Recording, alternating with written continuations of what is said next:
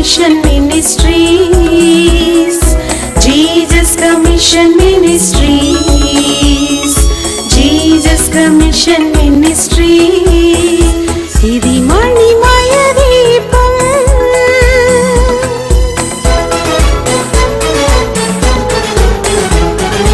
యేసుని గొప్ప ఆజ్ఞను మోసుకొని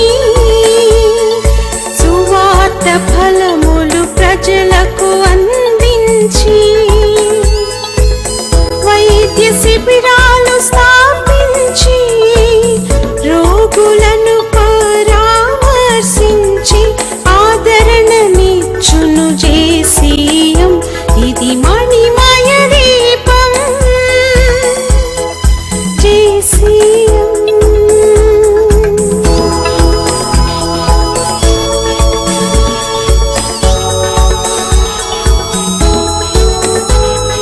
వేదాంత విద్యార్థుల కొరకు బైబిల్ కళాశాల స్థాపించి దైవ సేవకులను సిద్ధపరచి జెసిఎం వాయిస్ పత్రిక ప్రచురించి శాంతి ప్రబోధాలు సల్పును జేసీఎం. ఇది మణిమయ దీపం జేసీఎం. ఇది మణిమయ దీపం JCM. Jesus Commission Ministries, Jesus Commission Ministries, Jesus Commission Ministries, Jesus Commission Ministries. ఇది మణిమయ దీపం. దివ్య ప్రకాశిని అను ఈ కార్యక్రమం ద్వారా మీ ఇంటిలోనికి దేవుని వాక్యమును తీసుకుని వచ్చుటకు దేవుడు మాకు అనుగ్రహించిన కృపను బట్టి దేవునికి సమస్తమైన ఘనత మహిమ ప్రభావములు కలుగునుగాక. మీకు అందించబడుతున్న ఈ సందేశములు మీ యొక్క ఆత్మీయ జీవితముల ఎదుగుదల కొరకు ఎంతగానో తోడ్పడుతున్నామని నమ్ముతున్నాము. మీ కొరకు, మీ ఆరోగ్యం కొరకు, మీ ఆత్మీయ జీవితముల కొరకు, ఎదుగుదల కొరకు అనుదినము ప్రార్థిస్తున్నాము. మీరు చేస్తున్న ఫోన్ కాల్స్, ఈమెయిల్స్, ఉత్తరములు మమ్మల్ని ఎంతగానో ప్రోత్సాహపరిచినవి. మీ యొక్క ప్రార్థనా అవసరాల కొరకు ఈ క్రింద ఇవ్వబడినటువంటి ఫోన్ నెంబర్స్ను సంప్రదించగలరు. 9490120039 మరియు 9441025787. ఇప్పుడు దైవ సేవకులు బిషప్ డాక్టర్ బిఆర్ మణి గారు దేవుని యొక్క సందేశమును అందిస్తారు. ఇప్పుడు ఒక మధుర గీతాన్ని విందాం.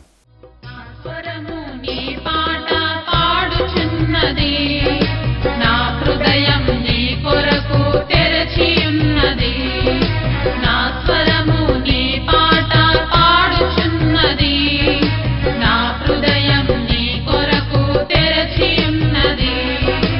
రావా రావా యేసయ్యా, రావా రావా యేసయ్యా, నా స్వరము నీ పాట పాడుచున్నది, నా హృదయం నీ కొరకు తెరచి ఉన్నది.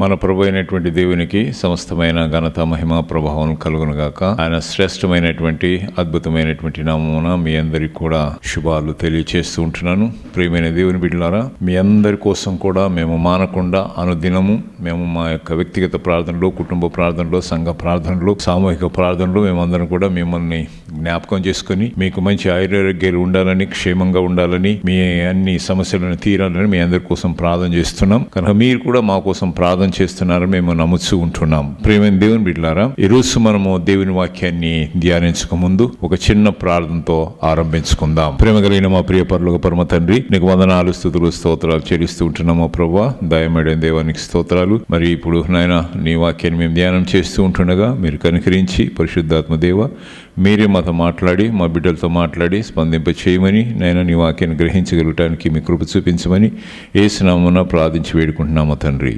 ఆమేన్. ప్రేమైనటువంటి దేవుని బిడ్డలారా, ఈరోజు మనము ధ్యానము కోసము ఎంచుకున్నటువంటి అంశము సిలువను గూర్చినటువంటి వార్త. సిలువను గూర్చిన వార్త. The gospel of Christ is the gospel of cross.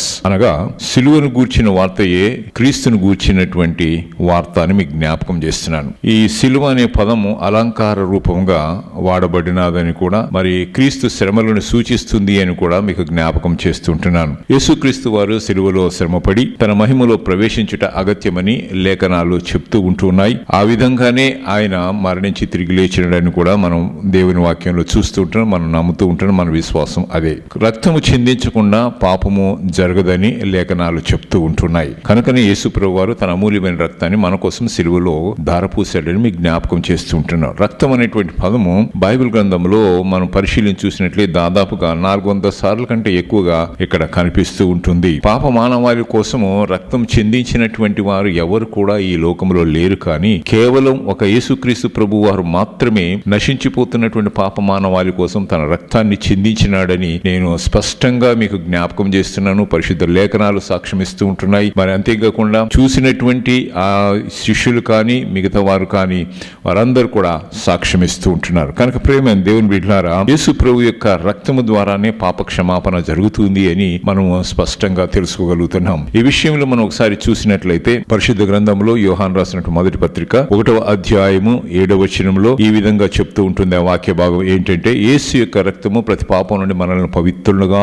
చేయును అని చెప్పేసి దేవుని వాక్యం ఉద్బోధిస్తూ ఉంటుంది. ఎలాంటి ఘోరమైనటువంటి పాపాలైనప్పటికీ కూడా వాటిలన్నిటిని కూడా శుభ్రం చేసి పరిశుభ్రపరిచే పవిత్రపరిచేటువంటి రక్తము యేసు ప్రభు యొక్క రక్తం. అందులో ఆ యొక్క శక్తి ఉందని మీకు జ్ఞాపకం చేస్తూ ఉంటున్నాను. మరి ఎటువంటి ఘోరమైనటువంటి పాపులైనా కానీ వారి యొక్క పాపాలను క్షమించబడటానికి యేసు దగ్గరకు వస్తే తప్పకుండా ఆయన క్షమిస్తాడు. ఇంకొక విషయం ఏంటంటే, యెషయా గ్రంథం 1వ అధ్యాయం 18వ వచనం చూసినట్లయితే అక్కడ వాక్య భాగం ఏం చెప్తూ ఉందంటే, మీ పాపములు రక్తము వలె ఎర్రైనప్పటికీ అవి హిమము వలె తెల్లబడును అంటున్నాడు. మీ పాపములు ఇంకా ఏమంటుండంటే, అవి కెంపు వలె ఎర్రనివైనప్పటికీ గొర్రె బొచ్చు వలె అవి తెల్లని బగును అంటున్నాడు. కనుక ప్రేమైన దేవుని బిడ్డలారా, ఎటువంటి ఎర్రగా ఉన్నటువంటి ఎటువంటి మలినమైనప్పుడు కానీ యేసు ప్రభు యొక్క రక్తము ఆ మలినంతో కూడినటువంటి పాపాలన్నింటినీ కూడా శుద్ధి చేసి పవిత్రునిగా ఆ వ్యక్తిని చేస్తుందని మీకు జ్ఞాపకం చేశాను. కనుక ప్రియమైన దేవుని బిడ్డలారా, దేవుని యొక్క ప్రేమమో మానవాళి వైపు ఉంటేనేమో మానవుడేమో దేవుని వైపు చూడాలి, దేవుని వైపు స్పందన కలిగి ఉండాలి. కానీ ఆ విధంగా మానవుడు లేవు అన్నమాట. దేవుని ప్రేమ నశించిపోతున్నటువంటి మానవుల వైపు మొగ్గు చూపుతూ ఉంటే ఈ మానవుడు లోకం వైపు మొగ్గు చూపుతూ ఉంటున్నాడు. దేవుని ప్రేమను అర్థం చేసుకోలేకపోతూ ఉంటున్నాడని మీకు జ్ఞాపకం చేస్తూ ఉంటున్నాను. కనుక క్రీస్తు అనేటువంటి ఈ యొక్క దేవుడు మనకు ఎంతగానో పరలోక రాజ్యానికి చేర్చగలిగినటువంటి దేవుడని మీకు జ్ఞాపకం చేస్తూ ఉంటున్నాను. క్రీస్తు మన ప్రేమ బృందం దేంతో ఏర్పడింది అని అంటే సిలువ ద్వారానే మనకు ఏర్పడినదని మీకు జ్ఞాపకం చేస్తున్నాం. ప్రేమ దేవుని బిడ్డలారా, మరి మనం పరిశుద్ధ లేఖనాలు మనం చదువుతూ ఉంటున్నాం, మనం లేఖనాలని పరిశీలన చేస్తూ ఉంటున్నాం, క్షుణ్ణంగా చదువుతూ ఉంటున్నాం. అందులో యేసు ప్రభువుని గురించి రాయబడినటువంటి లేఖనాలు, నెరవేర్చబడినటువంటి లేఖనాలు అన్నింటినీ కూడా పరిశుద్ధ గ్రంథంలో చూస్తున్నాం. కనుక ఆయన శిలువ మీద మరణించాలి అనేటువంటిది మరి దేవుడు ముందుగానే ఏర్పాటు చేసినటువంటి అంశం అది. కనుక శిలువ మరణము ద్వారానే మరి పాపి దేవుని దగ్గరికి, యేసు ప్రభు దగ్గరికి రాగలుగుతాడు, పాప క్షమాపణ పొందగలుగుతాడు. శిలువను కూర్చున్నటువంటి కొన్ని మరి భావాలు కొన్ని ఉన్నాయి అనేక మందిలో. ఏంటి అనంటే, ఆది క్రైస్తవులు ఏం చేశారంటే సిలువను మారు మనసు గుర్తుగా ఉన్నదని వాళ్ళు భావించారు. రెండవదిగా యేసుక్రీస్తు సిలువ లో దైవ ప్రేమను ప్రదర్శించినాడు అని భావిస్తూ ఉంటున్నారు. మూడవదిగా మనం చూసినట్లయితే యేసుక్రీస్తు యొక్క సంపూర్ణమైనటువంటి విధేయత సిలువ గుర్తుగా ఉంటూ ఉంది. అంటే ఆయన విధేయత చూపించినటువంటి వాడై ఆయన సిలువలో మరణించాడు. కనుక ప్రియమైన దేవుని బిడ్డలారా, అందుకోసమైన ఫిలిప్పీయులకు రాసిన పత్రిక 2వ అధ్యాయము 8వ వచనం ఏం చెప్తుందంటే, యేసుక్రీస్తు సిలువ మరణము పొందినంతగా విధేయత చూపినటువంటి వాడై తన్ను తాను తగ్గించుకున్నాడు. చూసండి, సిలువ మరణం పొందటానికి తన్ను తాను తగ్గించుకున్నట్టుగా చూస్తున్నాడు. అంటే ఎవరి కోసం తగ్గించుకున్నాడు? నశించిపోతున్నటువంటి నీ కోసం, నా కోసం, సర్వలోకములో ఉండే మానవులందరి కోసము ఆయన తగ్గించుకుని ఆ సిలువలో మరణం పొందటానికి ఇష్టపూర్వకంగా ఆయన వచ్చినట్టుగా చూస్తూ ఉంటున్నాం. అంతేకాకుండా దేవునికి మధ్య మానవునికి తెగిపోయినటువంటి బంధాన్ని తిరిగి పునరుద్ధరించుట కోసము, ఉభయులను సంధి ద్వారా కలిగించుట కోసము ఈ శిలువ యొక్క సాధనము ద్వారా యేసు ప్రభువు వారు మనకు అటువంటి గొప్ప అవకాశాన్ని కలుగజేశారు. ఎఫెసీయులకు రాసిన పత్రిక 2వ అధ్యాయము 16వ వచనంలో చూసినట్లయితే ఆ వాక్యం ఏం చెప్తూ ఉంటుంది? తన శిలువ వలన ద్వేషమును సంహరించి దాని ద్వారా వీరిద్దరిని ఏక శరీరం చేసి దేవునితో సమాధానపరచవలనని ఇలాగు చేశాను. అంటే ఒకప్పుడు మనము దేవునితో వైరం కలిగి ఉన్నాం. ఎలా వైరం కలిగి ఉన్నాము అనంటే, పాపము చేయుట వలన దేవుని నుంచి దూరం అయిపోయాం. పాపము దేవునికి ఇష్టం లేదు కనుక పాపం ఎవరు చేస్తారో వారందరూ కూడా దేవుని శత్రువులు అవుతున్నారు. లోకమును ప్రేమించేటువంటి వాళ్ళు దేవుని శత్రువులు అవుతున్నారు. కనుక మన పాపంలో కలిసిపోయాము. కనుక పాపంలో కలిసిపోయే దాన్ని బట్టి మనం దేవునికి దూరం అయిపోయాము. ఆ సంబంధం తెగిపోయింది. కనుక తెగిపోయినటువంటి సంబంధాన్ని తిరిగి పునరుద్ధరించబడాలి అంటే ఒక మధ్యవర్తి కావాలి. ఆ మధ్యవర్తి యేసు ప్రభువు. కనుక నా తండ్రి అయిన దేవుని యొక్క కుమారుడైన యేసు ప్రభు వారు మధ్యవర్తిగా వచ్చి నిన్ను నన్ను యేసు ప్రభువు మరి తండ్రి అయిన దేవునితో అనుసంధానం చేయటం కోసం, ఏకము చేయటం కోసం మధ్యవర్తిగా వచ్చి తన ప్రాణాన్ని ఆ సిలువలో త్యాగం చేసినట్లుగా చూస్తూ ఉంటున్నాం. కనుక ప్రియమైన దేవుని బిడ్డలారా, యేసుక్రీస్తు యొక్క సువార్తను ప్రకటించుటకు అలంకార రూపంగా వాడబడేటువంటి పదమే ఈ యొక్క సిలువ అని మీకు జ్ఞాపకం చేసిన ఆ గుర్తు కూడా అదే అని మీకు జ్ఞాపకం చేస్తూ ఉంటున్నాను. అంతేకాకుండా మనము పరిశుద్ధ గ్రంథమును మనం చూసినట్లయితే యెషయా గ్రంథం 53వ అధ్యాయములో యేసు ప్రభువుని గురించి ఆయన ఏ విధమైన శ్రమలు పడతాడనే విషయాలన్నిటి కూడా ముందుగానే యేసు ప్రభు వారు జన్మించక ముందే అది వ్రాయబడినాయని మీకు జ్ఞాపకం చేస్తూ ఉంటున్నాను. అందులో యేసు ప్రభు వారు సిలువలో 2 రకాలైనటువంటి శ్రమలు పొందినట్టుగా లేక బాధ పొందినట్టుగా మనము గమనించగలుగుతాం. ఒకటోది ఏంటంటే vicarious suffering. It means to suffer instead of others, అనగా ఒకరికి బదులుగా ఒకరు శ్రమను అనుభవించుట అని అర్థం. రెండవది కనుక substitutionary death. It means dying for others అన్నమాట. అంటే ఒకరి స్థానంలో మరి ఒకరు మరణించుట అని అర్థం అనమాట. కనుక ప్రియమైన దేవుని బిడ్డలారా, నీకు బదులుగా నాకు బదులుగా నీ స్థానములో నా స్థానములో యేసు ప్రభు వారు సిలువలో మరణించారని మీకు జ్ఞాపకం చేస్తూ ఉంటున్నాను. కనుక ప్రియమైన దేవుని బిడ్డలారా, యేసు ప్రభు మన స్థానం నుండి మనకు బదులుగా శ్రమలు అనుభవించాడు. మనం అనుభవించాలి. ఆ గేలి మనం పొందాలి, అవమానం మనం పొందాలి, ఆ పిడిగుద్దులు మనం తినాలి, ఆ ముఖం మీద వెంట్రుకలు మనం పెరికించి వేయించుకోవాలి, మనము సిలువ వేయబడాలి, ఆ మేకులు మనం కొట్టించుకోవాలి, పక్కల బల్లెం మనం పొడిపించుకోవాలి, తల మీద ముళ్ళ కిరీటం మనం పెట్టించుకోవాలి. మనకు బదులుగా, నీకు నాకు బదులుగా మన స్థానములో ఆయన ఉండి ఆ సిలువను అనుభవించాడని మీకు జ్ఞాపకం చేశాను. అంతేకాకుండా ఆయన సిలువను శ్రమలు అనుభవించి మరణించాడు.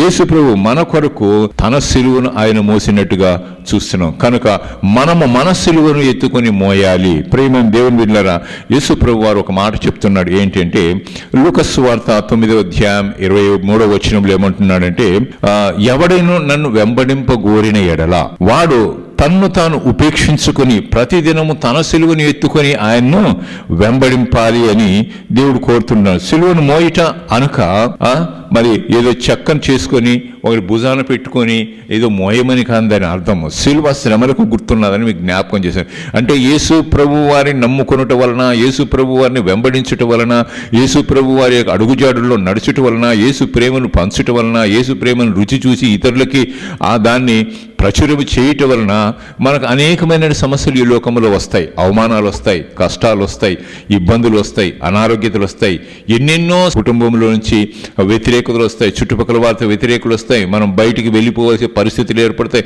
ఇవన్నీ కూడా క్రీస్తు కొరకు శ్రమ అనుభవించటం అన్నమాట. కనుక క్రీస్తు కొరకు అనుభవించేటువంటి ఈ శ్రమలను సిలువ అని చెప్పి చెప్పబడినదని మీకు జ్ఞాపకం చేస్తుంటున్నాను. కనుక సిలువ మరి శ్రమలకు గుర్తని మనము జ్ఞాపకం చేసుకోవాలి. అందుకని యేసుప్రభు వారు నన్ను వెంబడించువాడు తన్ను తాను ఉపేక్షించుకొని తన సిలువను ఎత్తుకొని నన్ను వెంబడించవలను అన్నాడు. అంతేకాకుండా ఇంకా ఏమంటున్నాడంటే లూకాసు వార్త 14వ అధ్యాయం 27వ వచనంలో మనం చూసినట్లయితే, ఎవడైనను తన సిలువను మోసుకొని నన్ను వెంబడింపని ఎడల వాడు నా శిష్యుడు కాడు అంటున్నాడు.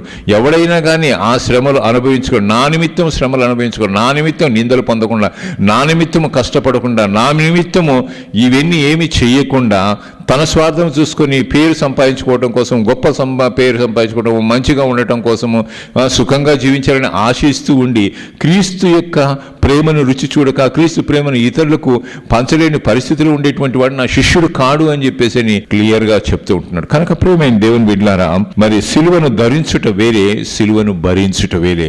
ఈనాడు మనం కాలంలో చూస్తుంటున్నాం ఏంటి అనంటే, కొంతమంది చెక్కతో చేయబడినటువంటి సిలువను, వెండితో చేయబడినటువంటి సిలువలను, బంగారంతో చేయబడినటువంటి సిలువలను వారి మెడల్లో ధరిస్తూ ఉంటారు. అయితే ఇక్కడ మనం గమనించాలి, ధరించుట వేరే, భరించుట వేరే. ధరించుట అంటే పైన వేసుకుంటాం, భరించటం అంటే దాన్ని అనుభవించటం అనమాట. కనుక మరి సిలువను భరించటము అనంటే ఆ శ్రమలను మనం అనుభవించటము అని అర్థం. కనుక ప్రియమైన దేవుని బిడ్డలారా, ఈ లోకంలో ఎవరైతే సిలువను గూర్చినటువంటి వార్తలు వింటున్నారో వారు క్రీస్తు కొరకు శ్రమలు భరించాలి అని మీకు జ్ఞాపకం చేస్తూ ఉంటున్నాను.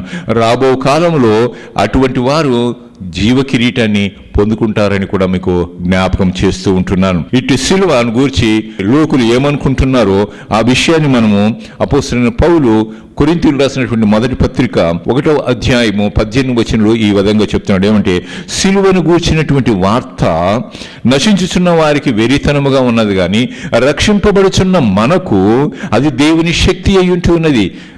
మిగతా వాళ్ళందరికీ దాన్ని గుర్తించినటువంటి వారు, తెలియనటువంటి వారు ఏం చేస్తారంటే, ఇది వెరితనముగా ఉన్నది అని చెప్పేసి అని వాళ్ళు అంటూ ఉంటున్నారు. కనుక ప్రియమైన దేవుని బిడ్డలారా, మరి సిలువను గూర్చినటువంటి ప్రకటన, లేదంటే యేసు ప్రభు యొక్క శ్రమలను గురించి, యేసు ప్రభు ఏ విధంగా ఈ లోకానికి వచ్చాడు, ఎవరి కోసం వచ్చాడు, ఎందుకు శ్రమలు పొందాడు, ఎందుకు సిలువ మరణం పొందాడు అనేటువంటి విషయాల్ని, ఆయన ప్రేమను గురించి ఇతరులకు చెప్తూ ఉంటూ ఉన్నప్పుడు, రక్షణ మార్గం యేసు ప్రభు, ఆయనే మార్గం, సత్యం, జీవం. కనుక మీరు పరలోకం చేరాలంటే ఆయన నమ్ముకోనండి, విశ్వసించండి అని ఆయన గురించి ఎవరైనా కానీ సువార్తలో ప్రకటిస్తూ ఉంటూ ఉన్నప్పుడు అన్ని జనులైనటువంటి వారు ఏం చేస్తున్నారంటే, ఈ ప్రకటిస్తున్నటువంటి వారిని చూచి వీరికి మత పిచ్చి పట్టింది, యేసును నమ్మని వారందరూ నరకానికి పోతారు, వాళ్ళందరూ పాపులు, కనుక మీరు యేసును నమ్మండి స్వర్గానికి పోతారని పిచ్చి పట్టినటువంటి వారుగా ప్రచారం చేస్తున్నారని చెప్పేసి వాళ్ళు అంటూ ఉంటున్నారు. కనుక ప్రియమైన దేవుని బిడ్డలారా, అట్టి వారికి ఈ యొక్క వాక్యం ఏ విధంగా అంటే వెర్రితనంగా ఉంది. ఎవరైతే మనస్సు పెట్టి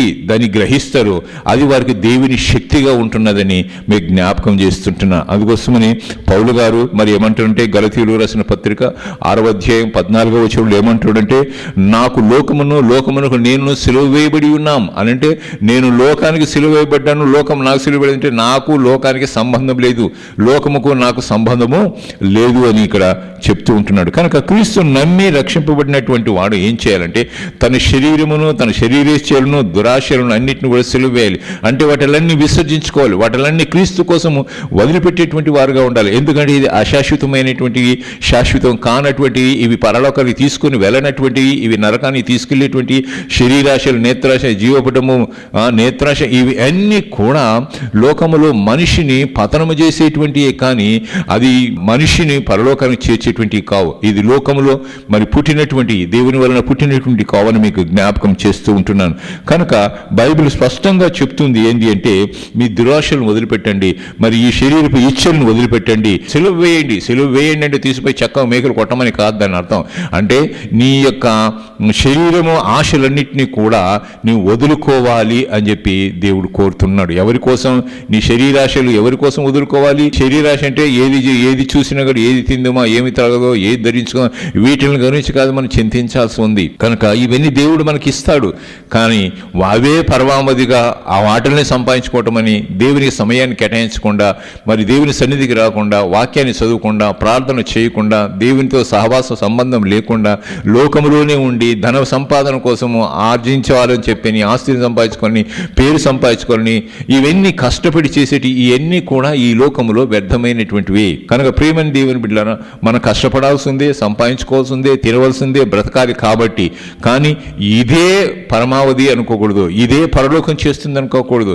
ఇవి చేస్తూ కూడా మన సమయాన్ని దేవునికి హెచ్చించాలి, దేవుని కోసం కేటాయించాలి. కనుక ప్రియమైన దేవుని బిడ్డలారా, ఆ ప్రేమను నీవు గుర్తెరిగితే నీవు దేవునితో అనుసంధానం కలిగి ఉంటావు, దేవునితో ప్రేమించేవాడిగా ఉంటావు, దేవునితో నడిచేటువంటి వాడుగా ఉంటావు, దేవుని ప్రేమను రుచి చూసినటువంటి వాడుగా ఉంటావు, దేవునితో సన్నిహిత సహవాసం కలిగి అటువంటి అనుభవాన్ని, అటువంటి సంతోషాన్ని, అటువంటి ఆధిక్యతను నువ్వు కలిగి ఇతరులు కూడా అయ్యా నేను పొందినటువంటి సంతోషం, నేను పొందినటువంటి ఉపకారం, నేను పొందినటువంటి కృప, నేను పొందినటువంటి మేలు దేవుని ద్వారా మీరు కూడా పంచుకోండి అని వారికి చెప్పి వాళ్ళను కూడా ప్రభువులోకి నడిపించగలిగితే ఈ యొక్క సువార్త రక్షింపబడుతున్నటువంటి వారికి అది దేవుని శక్తి అని మీకు జ్ఞాపకం చేస్తున్నాం. కనుక ప్రియమైన దేవుని బిడ్డలారా, రక్షించబడినటువంటి మనము, విశ్వాసమైన మనము, విశ్వాసం మూలంగా నీతిమంతులుగా తీర్చబడాం మనం. కనుక ప్రియమైన దేవుని బిడ్డలారా, ఆ విధంగా దేవుని యొక్క మహిమలో మనము ప్రవేశించటానికి ఆధిక్యత దేవుడు కలుగజేసి ఉంటున్నాడు. యేసుక్రీస్తు ద్వారా దేవుడితో సమాధానం మనం కలిగి ఉన్నది కనుక ఆయన మహిమను గురించి నిరీక్షను బట్టి మనం అతిశయపడుచు ఉంటున్నాం.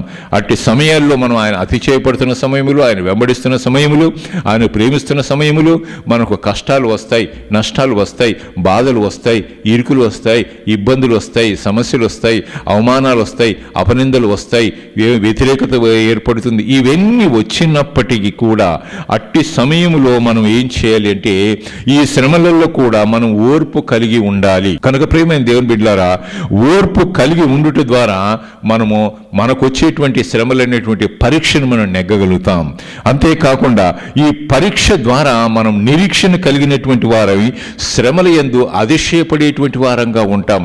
నాకు ఈ శ్రమ వచ్చినందుకు దేవునికి వందనాలు, ఈ శ్రమ ద్వారా నేను పటిష్టంగా దేవుని నిలబడటానికి నాకు దేవుడు అవకాశం కలిగించాడు, నేను షైనప్ అవ్వడానికి విశ్వాసంలో దేవుడు నాకు కృప చూపించాడు అని చెప్పేసి మనము అతిశయించేటువంటి వారంగా ఉంటామని మీకు జ్ఞాపకం చేశాను. కనుక యేసు ప్రభు వారు కూడా ఏం చేశారంటే మన నిమిత్తము ప్రతి అవమానమును, శ్రమను ఆయన ఓర్చుకున్నాడు. కారణం ఏంటి అంటే దేవుడు మన ఎడల తన ప్రేమను వెల్లడి పరచున్నట్లుగా మనం ఇంకా పాపులమై ఉండగానే, బలహీనులమై ఉండగానే, మనము భక్తిహీనులమై ఉండగానే యేసు ప్రభు వారు ఆ సిలువలో మన కోసం మరణించాడని మీకు జ్ఞాపకం చేస్తున్నాను. కనుక ఆ యేసుక్రీస్తు వారు చనిపోయి ఆయన మరణం ద్వారా మనల్ని దేవునితో సమాధానపరిచి మనకి సమాధానకర్త అయినటువంటి యేసుక్రీస్తు ద్వారా మనకు రక్షింపబడి ఆయన ద్వారానే మనం ఇప్పుడు సమాధాన స్థితి మనము అనుభవిస్తూ ఉంటున్నాం. ప్రియమైన దేవుని బిడ్డలారా, మరి మీరు అటువంటి అనుభవాన్ని కలిగి ఉన్నారా?